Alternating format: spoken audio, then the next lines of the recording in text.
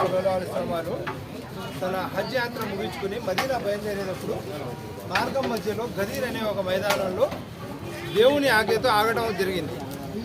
ఆగి దేవుణ్ణి ఏం ఆజ్ఞాపించాడంటే, మీ తర్వాత మీ కాలం ఇప్పుడు అంతమైంది, లోకం విడవాల్సి ఉంది, ఇక మీ తర్వాత స్థానం హజరత్ అలీ అలైహిస్సలాం వారికి అని చెప్పి డిక్లేర్ చేయమని మన్కుంతు మౌలా ఫహాజా అలీ మౌలా అని డిక్లేర్ చేయడం జరిగింది.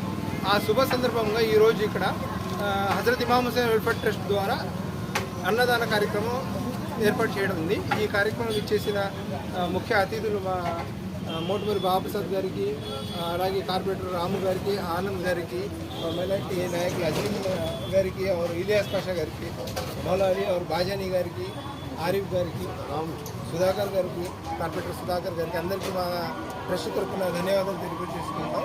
అలాగే ఈ అతిథులు స్వీకరిస్తాను వచ్చిన ప్రతి ఒక్కరికి ప్రతి మామూలు ట్రస్ట్ తరఫున ప్రత్యేక ధన్యవాదాలు తెలుపుకుంటున్నాం. నమస్కారం.